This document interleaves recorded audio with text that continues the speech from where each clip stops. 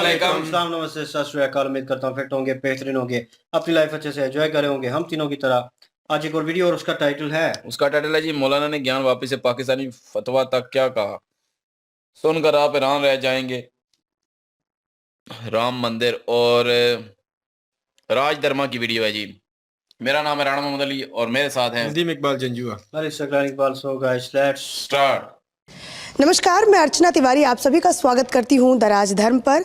राजधर्म पर जो इससे पहली वाली आपने स्टोरी देखी जिसमें मैंने इमाम साहब को बुलाया था और इमाम साहब से मैंने बातचीत की थी। वो चीफ इमाम थे और वो राम मंदिर की जो प्राण प्रतिष्ठा का जो फंक्शन हुआ था उसमें उनको आमंत्रित किया गया था। तो उसके ऊपर बहुत सारी प्रतिक्रियाएँ आई थी। फिर उसके बाद मैंने उनका जाके इंटरव्यू किया था, तो वो वाला इंटरव्यू था। उस इंटरव्यू पर भी बहुत सारी प्रतिक्रियाएँ आई, यहाँ तक कि जो पाकिस्तान में कुछ ऐसे मुफ्ती बैठे हुए थे उन्होंने इमाम साहब के ऊपर फतवा जारी किया। तो मैंने ये सोचा कि जो भारत के जो मुफ्ती हैं, ये आपको मैं बताऊं तो चीफ मुफ्ती भी हैं आप और चीफ काजी भी हैं आप, ठीक है। तो ये चीफ मुफ्ती भी हैं, चीफ काजी भी हैं। तो मैं ज़रा इनसे पूछती हूँ कि जो पाकिस्तान से फतवा आया कि भाई कोई मुसलमान अपने मुल्क को कैसे ऊपर रख सकता है, अगर वो अपने मुल्क को ऊपर रखता है तो वो एक अच्छा मुसलमान नहीं है। और उस पर शायद फतवा जो उनको आया है वो कत्ल का फतवा जो है वो इमाम साहब को आया है। तो इन सब मुद्दों पर आज देखिए मेरे साथ बहुत सारे लोग जो हैं वो इस मस्जिद में नमाज़ पढ़ने आए थे। ये मदीना मस्जिद है, शायद इस इलाके की बड़ी मस्जिद है। तो ये तमाम मेरे साथ जो है मुस्लिम वर्ग के लोग भी खड़े हैं। मैं इनसे भी बातचीत करूँगी, मैं थोड़ा सा प्रयास करूँगी कि मैं इन सभी लोगों से थोड़ा थोड़ा बात कर सकूँ, अगर कर पाई तो, समय रहा तो। फिलहाल मैं मुफ्ती साहब से बात करती हूँ। मुफ्ती साहब, आपका बहुत बहुत स्वागत है राजधर्म पर। सबसे पहले तो मैं आपसे मतलब थैंक यू बोलना चाहूँगी आपको कि आपने मुझे अपने मस्जिद में बुलाया और मुझे समय दिया और आपके लोग मुझे इतने आराम से खड़े होकर के सुन रहे हैं। तो इसमें आप सभी लोगों का भी मैं धन्यवाद करना चाहूँगी। सवाल मैं ये पूछना चाहती हूँ, जैसे फतवा आया इमाम साहब को कि वो प्राण प्रतिष्ठा में क्यों गए और वो बुत परस्त हो गए हैं, और उन्होंने इंसानियत को कैसे बोला कि ये सबसे बड़ा जो अगर धर्म का काम है तो वो इंसानियत है, उसको सबसे पहला इंसानियत को और मुल्क को क्यों रखा, इस पर क्या कहेंगे आप? सबसे पहले तो मैं आपका शुक्रिया अदा करता हूं कि आप यहां चल कर के जो है हमारी मस्जिद के अंदर तशरीफ़ लाए। तो इस शेर के साथ कि आपकी आमद का मैं हूं इस तरह उम्मीदवार, बाग बाग जिस तरह हो फसल गुल का इंतज़ार। दूसरी बात यह है कि आपने जो है ये मसला जो छेड़ा है कि हज़रत इमाम साहब के ताल्लुक़ से, देखिए, एक तो मैं चीफ़ काजी होने की हैसियत से सेंटर दारुल क़ज़ा और ऑल इंडिया उलमा बोर्ड दोनों तंजीमों की जानिब से चीफ़ काजी की हैसियत रखता हूँ। दूसरे मुफ्ती की हैसियत से, दोनों एतबार से बात करूँगा। चीफ़ काजी की हैसियत से तो इस वजह से कि काजी का काम जो होता है वो ये होता है कि दो अगर आपस में लड़ रहे हैं तो तीसरा आदमी आकर के उनकी सुलह कराए, उनको समझाए, ये काजी की हैसियत हुआ करती है। और यहाँ पर जो आपने फतवे का तज़किरा किया, एक साहब ने फतवा दिया और एक साहब के ताल्लुक़ से वो फतवा है। वो तो ये कह रहे हैं कि मैं फ़तवा नहीं मानूँगा और वो कह रहे हैं कि मैंने फतवा दे दिया। तो इस एतबार से तीसरे की ज़रूरत पड़ेगी, लिहाजा तीसरे की ज़रूरत पड़ेगी काजी की जो फ़ैसला करेगा। और उस काजी होने की हैसियत से मैं दोनों के ताल्लुक़ से ये कहता हूँ कि जो फतवा देने वाले हैं उन्होंने जो ये फतवा दिया है ना तो लेटर पैड पे दिया है, ना उस पर कोई मोहर है, ना उस पर कोई दस्तखत हैं, और ना ही फतवा बनता है उन पर इस चीज़ का। तीन चीज़ें उन्होंने रखी हैं। यही तो हमारा प्यारा मुल्क हिंदुस्तान है कि यहाँ पर जो है हमारे मज़हब अलहदा हो सकते हैं, खान पान अलहदा हो सकता है, रहना सहना अलहदा हो सकता है, हमारे इबादत के तरीक़े अलहदा हो सकते हैं। ऐसे प्यारे मुल्क हिंदुस्तान के अंदर हम यहाँ पर रहते हैं और एक दूसरे की गमी और ख़ुशी में भी हम शरीक होते हैं, मरने और जीने में भी शरीक होते हैं। और मरने और जीने में, गमी और ख़ुशी में अगर कोई किसी के यहाँ पर ख़ुशी में शरीक हो गया तो ये मैं समझता हूँ कि उनके ख़िलाफ़ फतवा देना या उन पर जो है वहाँ जाने का ये हुक्म लगाना कि उन पर फतवा लगा दिया जाएगा, इनके सर कलम कर दिया जाए, ये कर दिया जाए, वो कर दिया जाए, कहीं से भी किसी भी रूह से उन पर फतवा जारी नहीं होता है।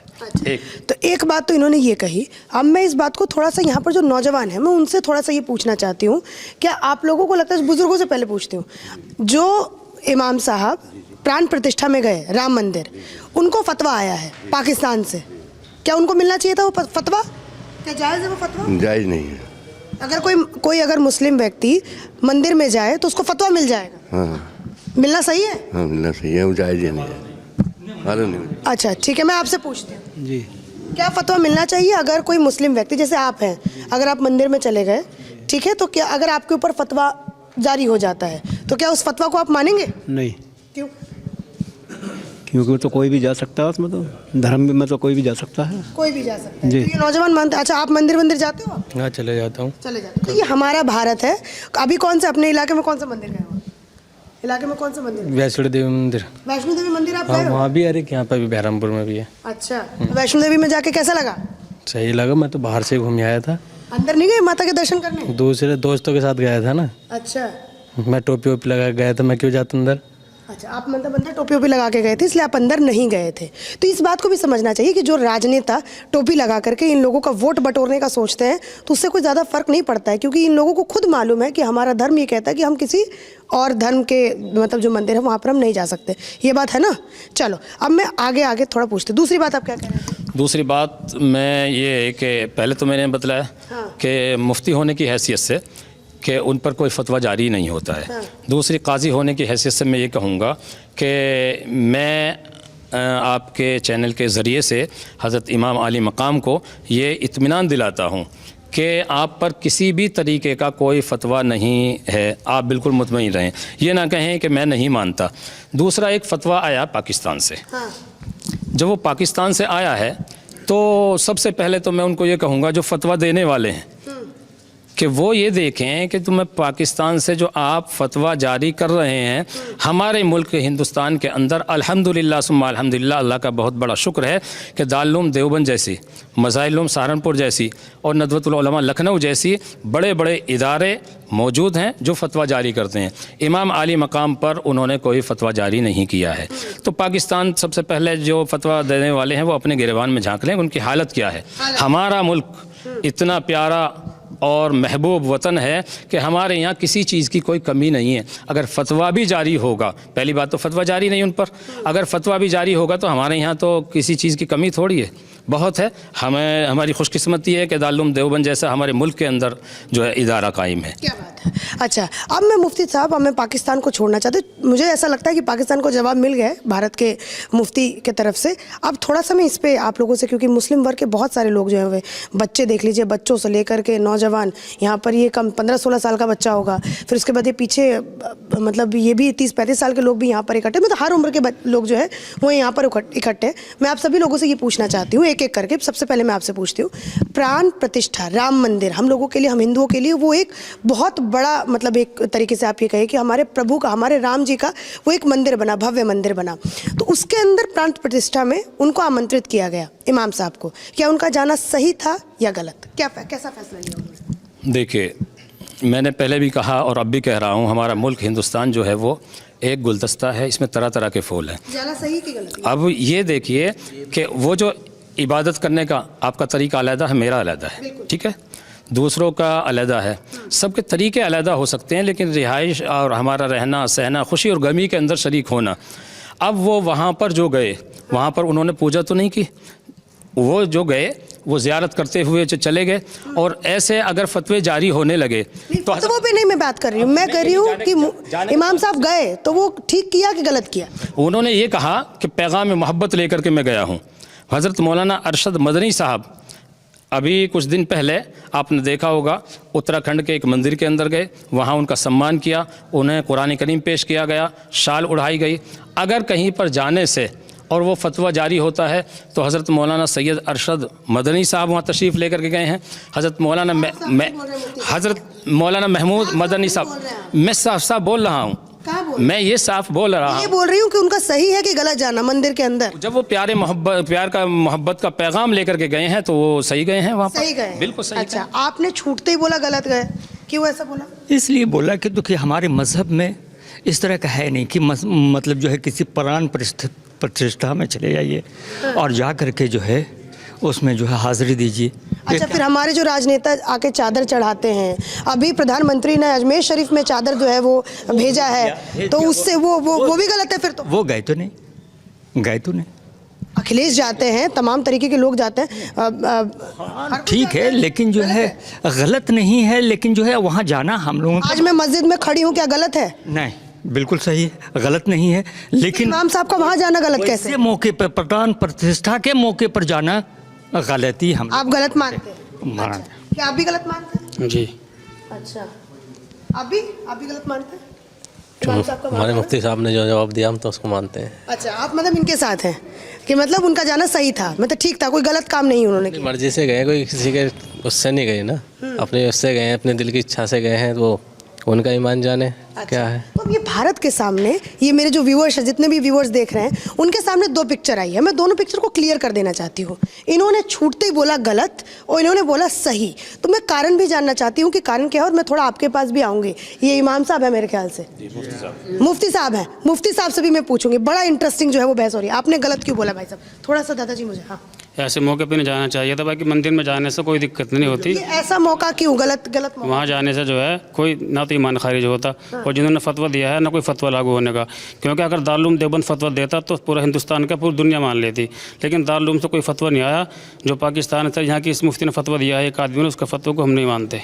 मैं इमाम साहब का प्राण प्रतिष्ठा में जाने के कार्यक्रम को मैं आप लोगों से, क्योंकि आप भारत के आम मुसलमान हैं, तो मैं आम मुसलमानों से पूछना चाहती हूँ, आप इस चीज़ को एक्सेप्ट कर पा रहे हैं कि इमाम साहब मंदिर में गए? नहीं, जाने में तो कोई दिक्कत नहीं है। तो आपने गलत बोला और इसका कारण क्या है? ऐसे मौके पे नहीं जाना चाहिए था। ये ऐसा मौका मतलब मैं समझ नहीं पाई। वैसे चले जाओ, कोई दिक्कत नहीं है। प्राण प्रतिष्ठा जैसे मौके पर नहीं जाना चाहिए। आप क्या काम करते हैं भाई साहब? मैं यहीं पे बच्चे पढ़ाता हूँ। बच्चे पढ़ा रहे हैं जी। अच्छा, तो आपको क्या बोलेंगे फिर जो बच्चे पढ़ाते हैं? काजी, कारी साहब। अच्छा, तो आप ये बच्चों को शिक्षा ये देते हैं, आप ये वाली जो आप की शिक्षा देता हूँ। मंदिर में जाने से कोई वो थोड़ी है। प्यार और किसकी शिक्षा देते हैं? प्यार मोहब्बत का पैगाम देते हैं, पढ़ाते हैं बच्चों को, तालीम देते हैं। कैसे प्यार मोहब्बत का पैगाम कैसे जाएगा अगर आप ये बोलेंगे कि प्राण प्रतिष्ठा? क्योंकि भारत के लिए जो 80 करोड़ जो हिंदू वहाँ पे रह रहा है, उनके लिए वो बहुत बड़ी बात है राम जी का मंदिर बनना। तो अगर उस परिस्थिति में अगर इमाम साहब गए तो उन्होंने तो मोहब्बत का पैगाम सेट किया ना वहाँ पर जाके। नहीं, वो अकेले गए हैं ना, और तो कोई नहीं गया हिंदुस्तान से। कोई बात नहीं। हाँ, आप बताइए मुफ्ती साहब, मैं आपसे पूछती हूँ। मैं इतनी देर से आपके माध्यम से मैं सुन रहा था, जो मैं कारी साहब ने कहा कि ऐसे मौके पे नहीं जाना, उसका डिक्लेरेशन मैं करता हूँ। ऐसे मौके से जिस वक्त में मुल्क भारत के सबसे ऊंची अदालत ने बाबरी मस्जिद के ताल्लुक से फ़ैसला दिया था, फ़ैसला देने के बाद मुल्क में कितने की गर्दनें कटी हैं, मुल्क में खून की नदियां बही हैं, जब दो फरीक़ों में मोहब्बत के सिलसिले को तार तार कर दिया गया, वैसी सूरत में कारी साहब का कहना है कि जाना मुनासिब नहीं था। वैसे तो मंदिरों में जाना, मंदिर हमारे दूसरे भाइयों का एक आस्था है, उसकी कदर है। जैसे आप मस्जिद में आज आई हैं, मुझे बड़ी खुशी है। यही तो हमारा खुला हुआ भारत है जिसे लोग देखना चाहता है। मैं आपसे ये समझना चाहती हूँ, प्राण प्रतिष्ठा जो राम मंदिर का हुआ, तो क्या उसमें सीधा सिंपल सा आप मुझे जवाब दीजिएगा, सीधा सिंपल, क्योंकि मैं आम देश के मुसलमानों को समझना चाहती हूँ। वहाँ पर इमाम साहब गए तो उन्होंने सही किया या गलत किया? मैडम, मैं बार बार आपसे, आप सीधा सवाल हमसे लेंगी और मैं आपको पटना से ट्रेन ले जाकर ही खड़ा करूंगा, क्योंकि आपका सवाल होगा सीधा, हमारा सवाल सीधा नहीं होगा। देखिए, हमारी मुंह में हमारी, आप कह रहे हैं कि प्राण प्रतिष्ठा में नहीं जाना चाहिए था, मंदिरों में जा सकते हैं। मेरी बात सुनिए, मैं आपको बता रहा हूँ क्यों नहीं जानी चाहिए। हमारी मुंह में हमारी जुबान है और हम आपके सवाल सुनेंगे और आपकी जवाब देंगे। आप कह रही हैं कि इमाम साहब गए, सही किए या गलत किए, यही आपका सवाल है ना? सही किए गलत किए, उनके पॉइंट ऑफ व्यू से वो सही किए हैं, ठीक है। और इनके जाने, मोहब्बत का पैगाम पेश नहीं हुआ उनके जाने? हमने भी दे रहे हैं मोहब्बत का पैगाम। अभी इमाम साहब ने इतनी देर आधे घंटे तकरीर किया, इसमें कौन सी नफरत की पैगाम थी, जरा मुझे बताइए। पूरे मोहब्बती का पैगाम। प्राण प्रतिष्ठा इतना बड़ा प्रोग्राम और उसमें काजी चीफ इमाम जाकर के अगर जा रहे हैं तो क्या एक तो मोहब्बत का पैगाम है ना कि हमारे मुल्क में अब सब कुछ खत्म हो गया, भाईचारे का। बिल्कुल कह रहा हूं कि मोहब्बत का पैगाम नहीं है, बिल्कुल मोहब्बत का पैगाम है। हमारे इमाम साहब ने पेश किया है। और रही बात, आपने इससे पहले मुफ्ती साहब से हमारे पूछ रही थी कि पाकिस्तान के जिसके घर खुद शीशे के हों वो दूसरों पे ढेला क्यों मार रहे हैं?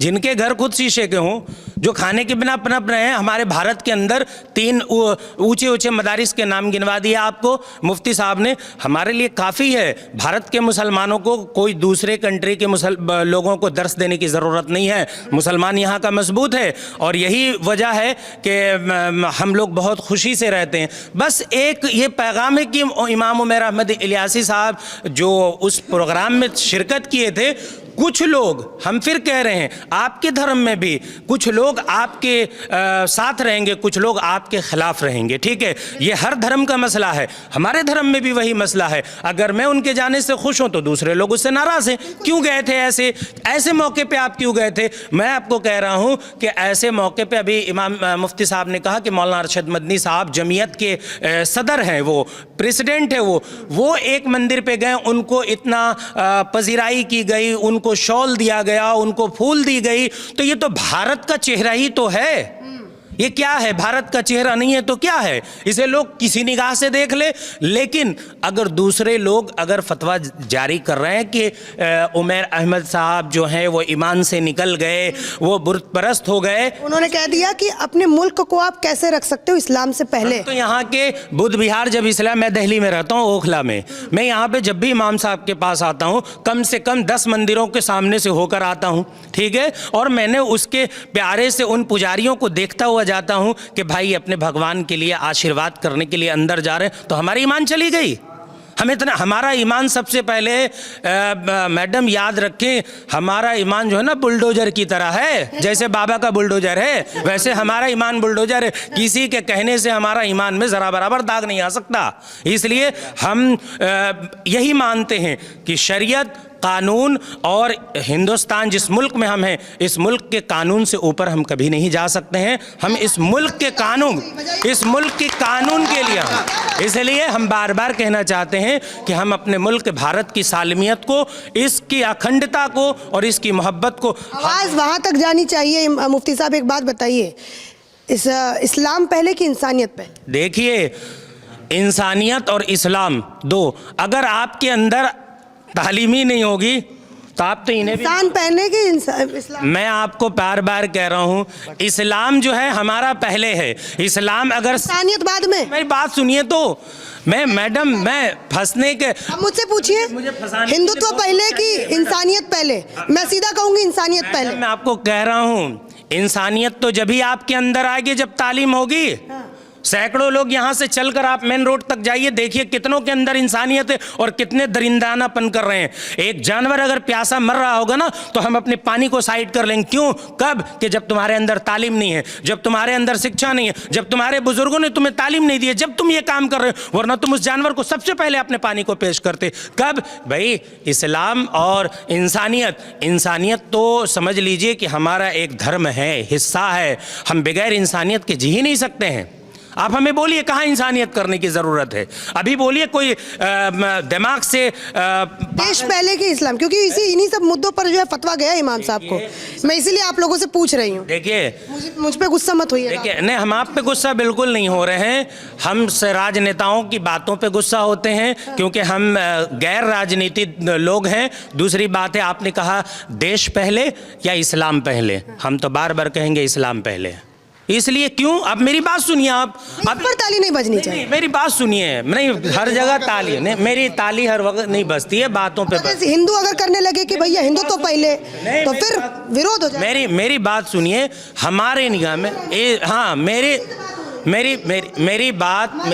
मेरी बात है कि हम अपने इस्लाम पे कायम हैं। हिंदू भाई हमारे सनातन धर्म पे कायम हैं। पहले उनके लिए सनातन धर्म है, ठीक है। हमारे राजनेताओं के सत्ते 5 साल के होते हैं। जितनी खून की नदियां बहाना है बहा लो आप। उसके बाद जब आपकी सत्ते जाएंगे, दूसरी सरकार आएंगी ना, उस वक्त सबके चेहरे खुलकर सामने आएंगे। याद रखा जाए, ये मुल्क हमारा बहुत प्यारा है, जिसको सोने की चिड़िया कहा गया है। मुल्क की आज़ादी से पहले सर ने कह कर गए हैं कि सारे जहां से अच्छा हिंदुस्तान हमारा, हम बुलबुले हैं इसकी, ये गुलसिता हमारा। मजहब नहीं सिखाता आपस में बैर रखना, कोई मजहब नहीं सिखाता, ना पंडित जी सिखाते हैं, ना मुफ्ती साहब सिखाते हैं। सब प्यार का दर्स देते। नफरत आता कहां से? नफरत तो उन्हीं चौराहों से आता है जो राजनेता हैं, जो हमारे और आपके बीच में नफरत की राजनीति करते हैं। वरना पंडितों से पूछिए, वो प्रेम की दावत देते हैं, वो अच्छाई की दावत देते हैं, वो अच्छाई राह पे ले जाते हैं। मुफ्ती साहब से पूछो तो वो यही कहते हैं। तो मेरे हिंदुस्तान के तमाम धर्म के मेरे प्यारे भाइयों, मैं आपसे हाथ जोड़ के आपके चैनल पर निवेदन करता हूं कि इस मुल्क की सालमियत और अजमत के लिए अपने खून को बहाने के लिए तैयार रहो, लेकिन इस राजनेताओं के चेहरे को भी पकड़ना आपका काम है। अच्छा, तो मुफ्ती साहब एक बात बताइए, अगर आपको निमंत्रण मिलता राम मंदिर का, जाते? देखिए, हमें तो निमंत्रण मुस्कुरा रहे हैं अगर आप। सुनिए तो मेरी बात, हम इसलिए इस मुस्कुराहट के पीछे बहुत राज है जो नहीं बताया जा सकता है, ठीक है। अब हम आपको बता दें कि अगर हमें ऐसे मौके पर दावत मिलती तो हम अपना पॉइंट बता रहे हैं कि मैं नहीं जाता, नहीं जाते। क्यों नहीं जाते? हम क्यों नहीं जाते? अब हमसे आप सवाल कीजिए, क्यों नहीं जाते? हम 10 दिन के बाद जाएंगे, ले जाए। अभी देख कोई क्यों नहीं दे रहा, अभी भी तो राम वहीं पे हैं, अभी क्यों नहीं दे रहा? जो बाकी जो राजनेता जो नहीं गए उनकी तरह बात कर रहे हैं। अभी क्यों नहीं दे रहा दावत, ये तो बताइए। डेट से परेशानी है, 22 तारीख के डेट से मुफ्ती साहब को दिलवाइए राजनेताओं से दावत की हमारे मुल्क के प्रधान आदरणीय प्रधानमंत्री जी दावत दें कि अभी जाएं। हम अभी जाने को तैयार हैं, अभी भी तो राम हमारे वहीं है ना, कहीं हट तो नहीं गए, तो अभी देना। क्यों उस दिन, क्यों 4 खेमाओं को आपने नाराज किया, 4 मौलवियों को आपने नाराज किया, एक को आपने दावत दे दिया, उनकी मिजाज थी वो चले गए, कोई गलत नहीं किया, उनका जाना दुरुस्त था। हमें अगर दावत मिलती मैं नहीं जाता, मैं कहता 10 दिन के बाद मैं जाऊंगा। अच्छा, चलिए वहां पर चूक हो गई, वहां पर दावत नहीं दिया। अब एक और बताइए, ज्ञान व्यापी में भी होने वाला है, वहां मिलेगा आपको निमंत्रण, क्योंकि पूजा पाठ तो हो गया 30 साल के बाद, तो वहां पर भी मान लीजिए प्राण प्रतिष्ठा होता है शिव जी का, तो जाएंगे? ये बात आपको कैसे मालूम है कि किनको दावत मिलेगी या नहीं मिलेगी? अभी अजम्पशन पे ही होता है ना। आपने बोला कि उस समय हमें क्यों नहीं दिया दावत, तो मैं ये बात कह रही हूँ कि प्राण प्रतिष्ठा एक और होने वाला है काशी में, दावत मिले तो जाएंगे। मैडम, मैं आपके चैनल और आपके व्यूवर्स को मैं आपको बताना चाहता हूँ, ठीक है, कि सबसे पहले कि आपने ज्ञान व्यापी के बारे में पूछा कि आपको मिलेगा, हम आपको लिख कर दे रहे हैं सफ़ेद कागज में, किसी से दावत भिजवा दीजिए मुझे, ज्ञान व्यापी वाले भिजवा दीजिए मुझे, जाएंगे? भिजवाइए तो मुझे, पहले भिजवाइए तो मैं भी सोचेंगे। हाँ मैडम, मैं भी तो इस मुल्क का मैं भी तो भारतीय हूँ ना, मैं इस मुल्क में पला बढ़ा हूँ, मेरी तालीम हुई है इस मुल्क में, मर कर 2 गज ज़मीन भी इसी मुल्क में लेंगे। हमें मालूम है ना अपने मुल्क की स्थिति, हम जानते हैं ना अपने राजनेताओं को, जिसका गुमान नहीं था वही बात हो गई, और तेरी शहर शहर न रही रात हो गई। वाह, यही हमारे मुल्क की खूबसूरती है कि मुल्क को बचाओ, अब इन तमाम झमेलों से हटो। मैडम बस और आपसे क्या झमेला है? बहुत झमेला, बड़ा मजा आ रहा है आपसे बात करके, मन कर रहा है आप ही से बात करती रहूं, क्योंकि इतना खुल के बात कर रहे हैं आप। मैडम मैं आपको बता रहा हूँ, आपको बात करने का ज़रूर है, लेकिन आज वक्त बहुत है, बस आपका बहुत। एक बात बताइए, अच्छा आपने मुझे ज्ञान व्यापी पे भी देखो, इन्होंने एक और मैं कमेंट लेना चाहूँगी। मुफ्ती साहब आप आराम से अभी बैठिए मत, आप सोचने का वो मत कीजिए, आपके पास भी आ रही हूँ अभी। आप एक बात बताइए, ज्ञान व्यापी में 30 साल के बाद पूजा प्रतिष्ठा हुई, और बहुत सारे लोग ऐसा कह रहे हैं कि गलत हुआ है, ये सिर्फ और सिर्फ चुनाव को देखते हुए किया जा रहा है, क्या कहेंगे आप? देखिए मैडम, को भी लगता है चुनाव को लेकर के मैं आपको बता, नंदी का मुंह जिस तरफ था, असली शिव जी वहीं पर है, तो वो सही हो रहा है हिंदुओं के लिए? देखिए, हम अपने सुप्रीम कोर्ट के फैसले के ऊपर हम कभी टिप्पणी नहीं करेंगे। जो उन्होंने अगर फैसला सुना दिया है, हम सर झुका कर मान लेंगे, ठीक है, हम सर झुका कर मानेंगे। लेकिन हाँ, सिर्फ सुप्रीम कोर्ट उनके फैसले को, उसी के फैसले को, लेकिन जो हमारे सीने में जो आग जल रही है ना, इसे भी भारत के आवाम समझने की कोशिश करे। वह बहुत सारी आग है, जैसे कि जिस जगह में इतनी बड़ी मंदिर बनी, हम इस मंदिर के बनने से बहुत एक अपने हम मुल्क भाइयों की तरफ से बहुत खुश हैं। क्या आप फिर आग पे आ रहे हैं? अभी तो सिर्फ चिंगारी डली है मैडम, अभी तो आग आ रहे हैं। राम मंदिर बनने से चिंगारी? अरे वो फिर आप अपने शब्द ना जोड़ें इसमें। नहीं, मैं आपको फिर हमारे सीने में क्या आग है, हम उस आग को ला रहे हैं आपके चैनल पे। अच्छा, इस राम मंदिर बनने पे हमारे सीने पे आग नहीं है। हमें अपने वतन के दूसरे भाइयों के साथ साथ हम उनके खुशी में शामिल हैं, तो आग कैसी? हमें आग उस वजह से है कि सुप्रीम कोर्ट का जिस तरह से सुप्रीम कोर्ट ने ये फैसला सुना दिया था कि वहाँ मस्जिद थी, वहाँ मंदिर नहीं थी, मंदिर तोड़कर मस्जिद नहीं बनी थी। आखिर उनका उल्लंघन कौन किया? कौन थे उस वक्त में हमारे सत्ते पे यहाँ पे? और 5 लोगों की जज के बेंच ने कहा ना कि मंदिर थी वहाँ। मालूम है मैडम, निकले, शिवजी निकला। मैं खुलकर बोल रहा हूँ, आज भारत के अंदर मैं आज भारत के अंदर जब राम मंदिर का मतलब बहुत अच्छा से भव्य तरीके से ओपनिंग हो गया, अब हमारे भारत के अंदर सनातन धर्म के लोगों का चेहरा आ रहा है। बेचारे मीडिया में आकर, सोशल मीडिया आप लोग से ज़्यादा हम नहीं देखते होंगे, देख रहे होंगे, वो कह रहे हैं कि कैसे रातों रात उस बाबरी मस्जिद का सौदा किया गया, रातों रात बाबरी मस्जिद का सौदा किया गया, चार्जशीट दाखिल की गई वहाँ पे। हाँ? मैं यहाँ पर सवाल क्योंकि लेती हूँ, क्योंकि मैं भी हिंदू हूँ ना, अर्चना तिवारी मेरा नाम है, मैं भी हिंदू। तो आपने जो बात बोली मुझे थोड़ी सी लगी। मुफ्ती साहब एक बात बताइए, आप लोग कहाँ जाते हैं? काबा जाते हैं? आप लोग का सबसे पवित्र स्थान कौन सा है? खाना काबा है, मक्का और मदीना। Mecca Medina. तो हम लोगों के लिए कहा जाता है कि हमारे राम जी सबसे बड़े हैं और उनका जो स्थान है वो हमारे लिए सबसे पवित्र है। 80 करोड़ यहाँ पे जनसंख्या है हम लोगों की, हिंदुओं की, और हमें इतना साल इंतज़ार करना पड़ा अपने मंदिर के लिए। जो लोग मेरे व्यूवर्स जो हिंदू होंगे वो बोलेंगे इस चीज़ को, तो क्या अभी फिर भी कहेंगे ये गलत है? नहीं, उन्होंने जो मौलाना अरशद साहब ने जो बयान दिया है, उन्होंने ये कहा है हमें इससे कोई आपत्ति नहीं। उन्होंने कहा कि मस्जिद थी वहाँ पर, मंदिर बनाई गई, वहाँ मंदिर नहीं थी। आप ये कह रहे थे ना मंदिर नहीं थी वहाँ? देखिए, हम आपको ये कहना चाह रहे हैं मैडम, मंदिर नहीं थी वहाँ पर। फिर मैं ये कह रहा हूँ कि आज भी जहाँ पे राम जी की मंदिर बनी है, बताइए, वो तो उस जगह में बनी नहीं है। अरे ये तो आप बिल्कुल वही सुनिए, हम संजय वो जो महाराष्ट्र वाले हैं उनका वाला बयान कह रहे हैं ना, बिल्कुल नहीं, जो उन्होंने कहा था कि अपनी मुंह की अपनी जुबान की बात कर, उन्होंने कहा था मंदिर वहीं पर नहीं बने। आप लोग राजनेताओं के बातों से बहुत इन्फ्लुएंस होते हैं। मैं राजनेताओं से क्यों नहीं, इस मुल्क को बिगाड़ने में उनका हाथ है तो मैं बात किनका, आपकी थोड़ी करूंगा। आप तो हमारे अच्छाई के लिए और लोगों से बाइट ले रही हैं, पूछ रही हैं, उनका मिजाज समझ रही हैं, फिर आप आवाम को दिखाएंगे। आपसे तो हमें कोई तकलीफ नहीं है, लेकिन इतना मालूम है कि आप भी चौथा स्तंभ है इस भारत के, जो दिखाएंगे वही होगा, है कि नहीं? आप लोग बोलेंगे वही दिखाएंगे। अब आप कह रहे हैं आपके अंदर आग है, तो कौन सी आग है बताइए? मेरे अंदर जो तकलीफ है, मेरे अंदर तकलीफ इसलिए है कि जो चीज़ों का फैसला सुप्रीम कोर्ट दे रही है, पूरे भारत उसको मान रहा है। ठीक है, मानना भी चाहिए, क्योंकि वो मेरा आखिरी अदालत है, उस कानून उससे ऊपर कुछ नहीं है। लेकिन उसको तोड़ते हुए लोग काम कर रहे हैं, वही तो हुआ हाल। आप जैसे जिसके लिए आज आप तशरीफ़ लाई हैं यहाँ, इमाम साहब क्यों गए थे? तो इमाम साहब को दावत मिला, इमाम साहब चले गए। मुफ्ती साहब को क्यों नहीं दावत मिला? सबको थोड़ी दे सकते हैं, ऐसे तो इतने सारे लोग हैं भारत में। कितने मुफ्ती हैं? एक सेकंड, कितने मुफ्ती हैं? कितने मुफ्ती हैं? 10,000 मुफ्ती हों हमारे दिल्ली में। 10,000 मुफ्तियों को आपको लगता है कि निमंत्रण दिया जा सकता है? मैं आपको कह रहा हूँ कि जो उसमें बड़े मुफ्तियान हैं, बड़े लोग हैं, उनको आप दावत देती हैं? बताइए, आपको बोल रहे हैं कि अगर मुझे मिलता तो मैं जाता नहीं, मैं 10 दिन के बाद जाता, उस तारीख को नहीं जाता। तो क्या पता कई सारे ऐसे मुफ्ती होंगे जिनको दिया गया होगा, वो बोलेंगे मैं 10 दिन बाद जाऊंगा। ऐसा हो सकता है ना मुफ्ती साहब? हो सकता है, ये भी मुमकिन है। बस हो गई बात। अच्छा, मेरी यहाँ पर जो इन लोगों से बातचीत थी, मैंने हर मुद्दे पर बात किया, ज्ञान व्यापी पर भी बात किया, राम मंदिर के प्रतिष्ठा पर भी बात किया, और जो इमाम साहब को जो उनको फतवा मिला उस पर भी बात किया। तो इन लोगों ने सबने कहा कि फतवा मान्य नहीं है।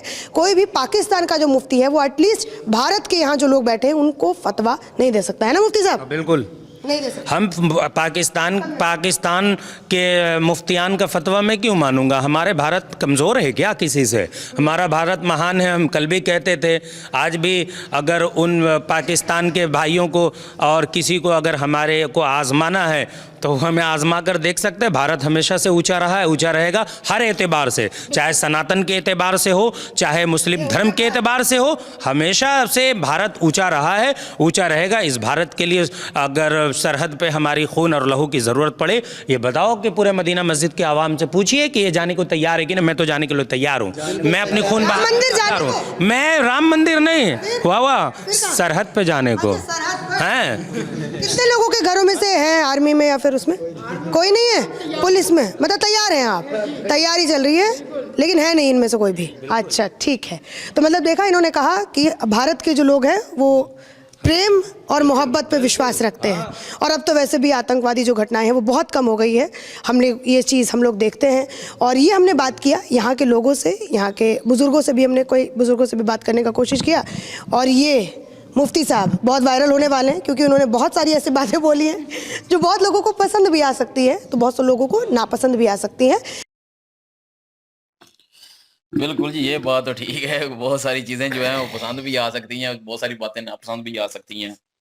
और लेकिन मुफ्ती साहब मुझे जहाँ तक लग रहा है मुफ्ती साहब को सिर्फ ये है कि उन मौलाना को क्यों दावत मिली है तो हमें क्यों नहीं मिली, तो हाँ। वही आ गया है उनमें। नहीं, ये कह रहे थे मस्जिद को लेकर, ये दीप भाई कह रहे थे मस्जिद को लेकर कर रहा होगा। नहीं, मुझे भाई भी अगर यही लगा मस्जिद को था। लेके कर रहा है तो वही बात हम हमेशा दोहराते हैं बार बार कि वो गलत जगह पे बनी नहीं, हुई उन्होंने इस है बीच में एक बात ऐड की है, जो सुप्रीम कोर्ट ने फैसला दिया उसमें एक बात उन्होंने ऐड कर दी थी कि कि उन्होंने एक बात ऐड की है, मस्जिद जो है ना, पहले सुप्रीम कोर्ट ने ये फैसला दिया था कि मस्जिद की जगह जो है, मंदिर की जगह मस्जिद नहीं बनी, तो बाद में ये रातों रात कैसे ये मतलब पिटीशन दायर होगी, कैसे ये काम हो गया कि ये यहाँ मंदिर है, मतलब वो उनके अंदर है, वही मेरे नजदीक तो मस्जिद टूटने का ही है, बाकी हर बंदे ने सुन नहीं, लिया। वो अगर होता तो हर वो खुल बंदे के हर बोल बंदा इस रहे बात को समझ लेगा। नहीं, वो खुल के बोल सकते थे कि खुल के मंदिर बना उन्होंने है, उसकी लफ्जों को प्रॉब्लम बहुत तोड़ा मसला मरोड़ा नहीं है, समझ लें आप भी, बहुत नहीं, तोड़ा मरोड़ा है उन्होंने कहा लफ्जों को। मंदिर बना उससे मुझे कोई मसला नहीं है, अगर वो कहना चाहते तो वो कह सकते थे, इतना तो मुश्किल काम ही नहीं था कि मस्जिद को गिराया गया तो वो उसकी आग है, तो ये कह सकते थे, लेकिन उन्होंने कहा उन मौलाना को दावत मिली हमें क्यों नहीं मिली, हाँ, तो फिर कहीं न वो दावत की जलन है। उनका सवाल भी यही था ना एंकर का कि फिर आपको मिलती तो आप जाते, तो उस पे भी कह रहे हैं नहीं। नहीं, वो कह रहे हैं कि मैं नहीं चाहता, लेकिन जब उन्होंने बोला कि वो ज्ञान वापी पे आपको मिल जाएगी दावत, बहुत उन्होंने तो फिर लफ्जों तो को उन्होंने तोड़ा कहा मरोड़ा। कि पहले दो तो सही दावत, पहले दो, मतलब वो दावत चाहते हैं। दावत चाहते हैं लेकिन इकट्ठी चाहते हैं, ये तो वो साड़े वाली बात होगी ना, जलन वाली के वो एक दूसरे से जलना। और दूसरी बात ये है कि बीच में दूसरे लोगों से उन्होंने पूछा और स्ट्रेट फॉरवर्ड कह रहे हैं कि नहीं जाना चाहिए। भाई आपका ईमान आपके साथ है, वो कितना पुख्ता है इस चीज़ पे डिपेंड करता है। मैं कहीं अगर मंदिर होता तो मैं वहाँ पे विजिट करता, वहाँ पे पूजा चल रही होती तो मैं साइड पे खड़ा हो जाता, मैंने पूजा थोड़ी करनी थी भाई, मैंने विजिट करना था, वहाँ पे विजिट करना था। बार बार कह रहा हूँ, अगर बंदा को विजिट कर लेता है तो इसका ये मतलब नहीं है कि वो अंदर जाके वापस आ गया तो भाई वो उसने अपना धर्म चेंज कर लिया है, या उसमें ईमान में उसकी मेरे ख्याल में ज्यादा पुख्ता होगा। इन माय ओपिनियन बंदे का ज्यादा पुख्ता होगा, उसे पता होगा भाई मैं उधर से होके भी आया हूँ, फिर भी मैं डोला नहीं हूँ और मैं अपने फेथ पे कायम हूँ और अपने मजहब के हिसाब से चल रहा हूँ। उसे प्राउड होगा। जानने की तो जरूरत होती है ना यार, एक बंदा दूसरे को भी जानता है, जो अनजान बंदा तो उसको भी जानता है, तो उसकी भी सोच पढ़ने की कोशिश करता है। वहां पे आप ठीक होते हैं, वहां पे कहते हैं खैर है, हिंदू मुस्लिम सिख ईसाई कोई खैर है, लेकिन जब धर्म पे बात आती है, वो यहाँ पे खड़ी हैं, वो चाचा जी कह रहे थे आप मस्जिद में आए हैं, बहुत अच्छा लगा। तो वो आगे से वही सवाल कर रही थी कि आप अगर मंदिर में आते तो मुझे भी अच्छा, नहीं नहीं हमने नहीं आना। ये अजीब ही सिचुएशन है मेरे ख्याल में, मुझे लगा था कि थोड़ा डिफरेंट होगा अभी। हाँ, अभी जैसे उन्होंने आगे कौन सा इबादत की है, हाँ, मस्जिद में आई हैं, वो कौन सा उन्होंने नमाज पढ़ी है या कुछ ऐसा। इसी तरह मुसलमान भी अगर मंदिर में जाते हैं, कौन सा उन्होंने इबादत की नीयत से जाना है। बिल्कुल। अगर इबादत की नीयत से जाएंगे तो फिर तो पिछली एक वीडियो पे उसमें भी मैंने बोला था कि अमल का दारोमदार नीयतों पे है, मतलब सारा कुछ जो है वो हम जो काम करते हैं, जो नीयत होती है ना हमारी, उस पे डिपेंड करता है डिपेंड सारा करता कुछ। है। तो अगर नीयत होती कि इबादत करने जाना है तो फिर फतवे लग जाते। हाँ, अगर नीयत है कि वैसे जाना है, एक प्यार मोहब्बत की खातिर जाना है, तो फिर कोई फतवा नहीं है। बिल्कुल। तो इस तरह नीयत पे डिपेंड करता है कि आप किस बेस पे जा रहे हैं। अभी करतारपुर में वो मेरे दोस्त गए हैं इधर पाकिस्तान में, ठीक है, गुरुद्वारे में। हाँ, अब वहाँ पे विजिट किया उन्होंने, वहाँ पे उन्होंने सिर्फ वो कपड़ा बांधते हैं सर पे, ठीक है, एक रिस्पेक्टेबल वे में कि सर नंगा ना रहे, ठीक है। हमारे इस्लाम में भी ये मस्जिद में जा रहे हैं, आप ऐसी जगह पे जा रहे हैं तो सर को कवर करना, ठीक है। कुछ लोग नहीं करते, लेकिन उन्होंने रिस्पेक्टेबल वे में वो किया और लोगों ने नीचे कमेंट्स किए हुए आपने सिख धर्म को अपना लिया। यार कितनी घटिया सोच है लोगों की, इधर की भी और उधर की भी।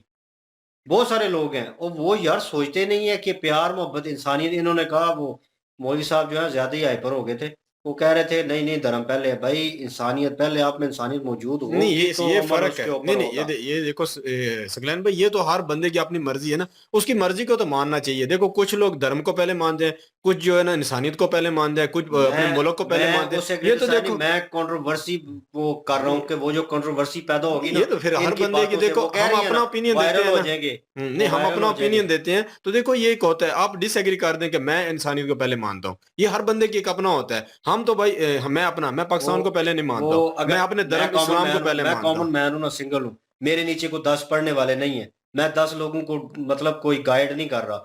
वो भाई साहब गाइड कर रहे हैं, वो 20 बच्चों को गाइड कर रहे होंगे। वो उन्होंने एंकर ने मेंशन भी किया ठीक है, उन्होंने सवालों को तोड़ा मरोड़ा और आगे पीछे किया, नहीं, वो जो उन्होंने भी सवाल 10 जवाब बच्चे आगे पढ़ाने पीछे वाले ना किए। दूसरे हैं, ये मुफ्ती हैं, ये अलग हैं, ये फतवा जारी करने वाले हैं, इनकी भी वो मुफ्ती में ये पावर होती है और ये कह रहे हैं कि मैं इस्लाम को पहले मानता हूँ। ये देखो हमारे इस्लाम में ये फर्क है। हमारे इस्लाम में कोई बंदा इस्लाम को पहले मानता है, कोई मुल्क को पहले मानता है, कोई मतलब ये हर किसी का अलग अलग है, कोई इंसानियत को भी मानते हैं, पर हर बंदे का देखो अपना मर्जी होती है, हर बंदे का अपना ओपिनियन होता है। हम जो है ना, हम इस्लाम के अलावा हम अपने पाकिस्तान को भी इतना नहीं मानते जितना हम इस्लाम को मानते हैं। आज अगर हमें चुनना पड़े पाकिस्तान चाहिए या इस्लाम चाहिए, हम लोग इस्लाम को मानेंगे। हम पाकिस्तान शान ये कुछ भी नहीं। आज ये हमारी जो बॉर्डर लाइनें हैं ना जो बन चुकी हैं, इस्लाम का हुलिया बिगाड़ कर, हालांकि इन मौलवी में से जितने भी हैं ना मेरे नजदीक, इन्होंने कोई खास बात नहीं की। हमारा अगर इस्लामी लोग बैठ के इस पे बात करें ना, हाँ वो फतवे पे क्या हदीसें पेश की गई, क्या कुरान पेश किया गया, उस पे डिबेट होती है। यहाँ तो सारा कुछ उल्ट चल रहा है। ये जो वीडियो में दिखाया जा रहा है इसमें कुछ भी नहीं, मुफ्ती साहब ने भी नहीं बताया कि कौन सी रिवायतें से वो जो फतवा जारी हुआ है। ये हमारे इस्लाम में अलग चीज होती है, फतवा बहुत हमारे इंपॉर्टेंस होता है। अभी तो इस फतवे को कुछ मानते नहीं है, ये तो सबको मरने के बाद पता चल जाएगा क्या होता है क्या नहीं होता।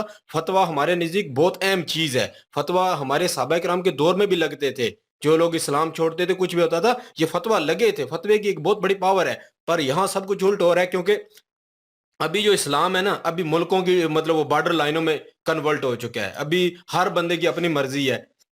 मुफ्ती साहब दो आए हैं, दोनों ने नहीं वो रिवायतें पूछी कि लेडी से पूछते कि कौन सी रिवायतें पेश की गई हैं उस फतवे पे। हम वो रिवायतें लेंगे, हम आपको बताएंगे कि रिवायतों की असल क्या है, वो रिवायतें कब और क्यों पेश आई। हमारा इस्लाम इस तरह का है। यहाँ जो है ना अभी हम पाकिस्तान के मुफ्तियों को नहीं मानते। ये तो बहुत ही अलग किस्म का दीन अभी पेश किया जा रहा है। हमारा जो दीन है ना बहुत डिवाइड हो चुका है।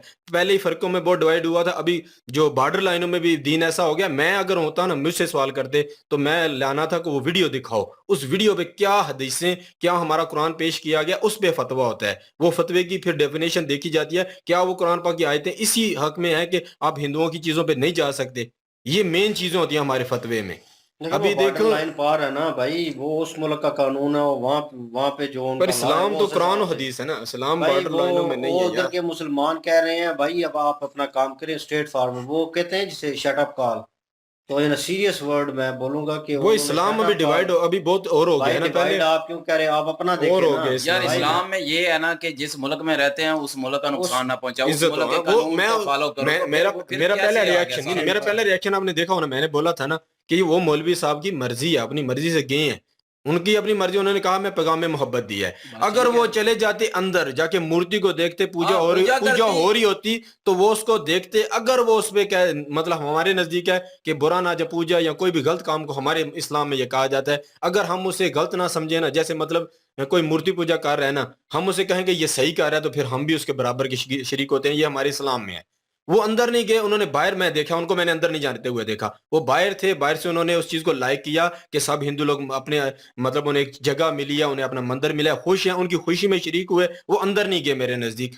यहाँ तक उन्होंने किया है। अगर अंदर जाते तो फिर हमारी ये जो फतवे वाली एक कंडीशन थी फिर लगनी चाहिए थी, क्योंकि हमारे मौलवी काफी गलत यहाँ कर रहे हैं। पर फिर भी जो देखो फतवे को अभी भी देखना पड़ेगा, वो फतवा किस चीज पे लगा है, ये मेन पॉइंट है। फतवा भी हमें कुछ, मैंने वीडियो नहीं देखी, अगर देखी होती तो मैं खुल के बात कर सकता था। नहीं वो सिंपल तो वो ये तो पता है ना कि इनोग्रेशन हो रही थी, वो अफ्ताह था, हाँ, तो वहां पे पर वो लोग खड़े अंदर थे, नहीं मेरे गया, ख्याल में मैंने वो अंदर वही जाते थे। हुए नहीं देखा। और जिनकी हमने वीडियो की थी वो बीच में नजर आ हाँ, रहे वो थे, नजर आ रहे थे और भाई। वही थे। और वो तो बहुत सारे लोगों में खड़े थे, जिस तरह इन भाई साहब ने कहा, वो जिनसे ज्यादा डिबेट हो रही थी, ये कह रहे थे हमें इनविटेशन नहीं दिया गया। तो उन्होंने कहा कितने हजार, मतलब 10,000 होंगे, एक एग्जाम्पल है, ठीक है, मुफ्ती मौलवी जो होंगे, और वो जो है वो उनको भी इनवाइट करेंगे, 10,000 बंदा वहां पे आता।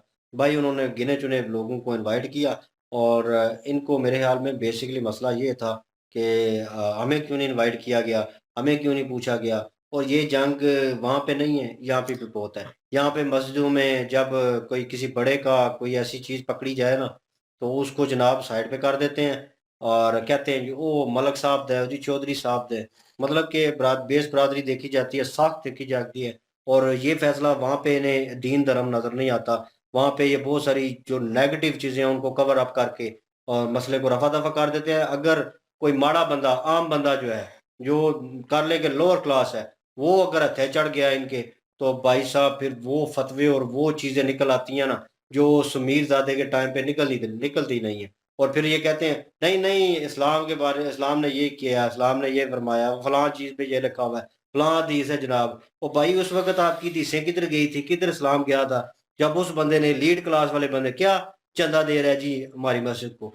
ओ भाई गलत कर रहा है तो गलत पे तो बोलो ना, चंदा दे रहा है, रब की जात ने उसको दिया है, उसके अपने पास तो कुछ भी नहीं है, सबके पास रब का दिया हुआ है, तो वो उसमें से दे रहा है। उसकी औकात नहीं है 1 रुपया अपने आप से दे सके, ठीक है ना? रब नवाज रहा है तो वो आगे दे रहा है, ठीक है। अब सच को सच तो बोलो ना। वहां पे आप बैठे हुए, आपके नीचे इतने लोग बैठे हुए हैं और आप पर्ची खोलते हैं, खोल के आप जनाब सरेआम लोगों के सामने आप उसका नाम ले लेते हैं, ठीक है, उसे बेइज्जत किया जाता है। और जब लीड क्लास की बात आती है तो जाके किसी के घर उसके जाके जाके सलाम दुआ करके चाय पी के उधर जाके फैसले करते हैं। ये तो इस्लाम है? ये कुछ चल रहा है इधर? मैं तो बैठता हूँ, मुझे पता है ना इनकी इनकी हालत पता है, इसलिए मैं, यकीन माने, मैं बड़ी दूर से गुजरता हूँ, मैं सिर्फ अपनी इबादत करता हूँ, दैट्स इट। मुझे कोई लेना देना नहीं इनसे। और ये मौलवी हजरात जो कर रहे थे इंडिया के, इनके पर्सनल मैटर है, तो आई डोंट केयर ये क्या फतवा लगाते हैं, ये क्या नहीं। और ना मुझे फतवे की यहाँ टेंशन पड़ी हुई है कि मुझ पे फतवे लग जाएंगे या कुछ हो जाएगा, ठीक है ना? बहरहाल अपना अपना ओपिनियन है। और मेरे ख्याल में मौलवी साहब जो है ना, वो इसी बात को ज्यादा जो है ना वो शह दे रहे थे कि हमें बुलाया नहीं गया और हमारी बेइज्जती होगी, हमें ना 3 में ना 13 में गिना गया है, और ये सिचुएशन थी इनकी।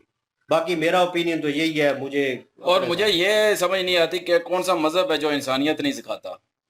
पहली बात तो ये है, हर मजहब इंसानियत सिखाता है। सिखाते हैं। तो फिर इंसानियत पहले, ये मजहब पहले, ये सवाल नहीं होना चाहिए। हर मजहब इंसानियत सिखाता है, मेन ये बात है, तो सीधी बात है, हर मजहब इंसानियत सिखाता है। सनातन धर्म भी इंसानियत सिखाता है, इंसानियत इस्लाम सिखाता भी है। इंसानियत सिखाता है। अब कोई बंदा अपनी मर्जी से चलता है तो वो उसकी अपनी मर्जी है।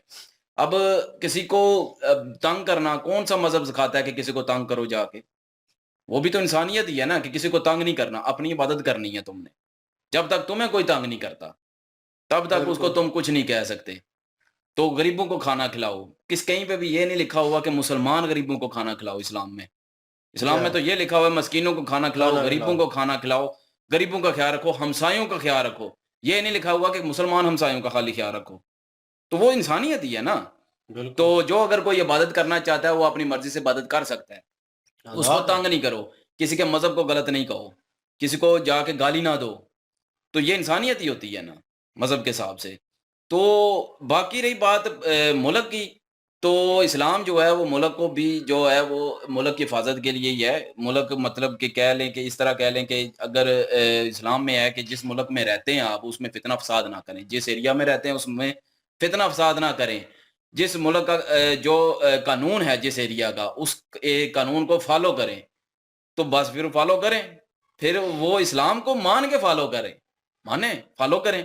इस्लाम तो कह रहे फॉलो करें, तो फिर तो बात ही खत्म हो जाती है कि मुल्क बाद में इस्लाम पहले, क्योंकि इस्लाम तो कह रहा है कि मुल्क की जो कानून है उसका माने। माने बाकी मौलवी साहब जो मुफ्ती दूसरे आए थे उनकी एक बात अच्छी लगी है कि उन्होंने, मुझे ये अच्छी लगी पर्सनल तौर पे, कि उन्होंने बोला कि हम सुप्रीम कोर्ट का फैसला मानेंगे, एक भी टिप्पणी नहीं करेंगे। ये बात मुझे अच्छी लगी। हमारे पाकिस्तान में भी ऐसा है, ना कोई किसी को मानता है, ना सुप्रीम कोर्ट, ना किसी को। सब ने, सियासी पार्टियों ने भी यही किया है, मजहबी लोगों ने भी यही किया, और इनकी बात मुझे पसंद आई है। बेशक इंडिया में रहते हैं पर नहीं, ये बात इंडिया के ठीक है। कोर्ट की जो है ना इज्जत कर रहे हैं, कानून ये की मुझे कानून की क्योंकि इज्जत इंडिया की की है, फॉलो कोर्टें, करना चाहिए भाई। कानून इंडिया को की फॉलो कोर्ट किया जो है। है ना वो अच्छे फैसले दे रही है। पाकिस्तान की कोर्ट के मैं बिल्कुल, हम लोग कुछ चीज से आगे ना बोलें तो बेहतर है। बाकी आप समझदार हाँ हैं। बिल्कुल। बहरहाल जी, लाइक कर दें, शेयर कर दें, सब्सक्राइब कर दें। इंशाल्लाह मिलते हैं नेक्स्ट वीडियो में। अपना ख्याल रखिएगा, दुआ में याद रखिएगा। तब तक के लिए अल्लाह अल्लाह हाफिज, हाफिज, पीस। पीस।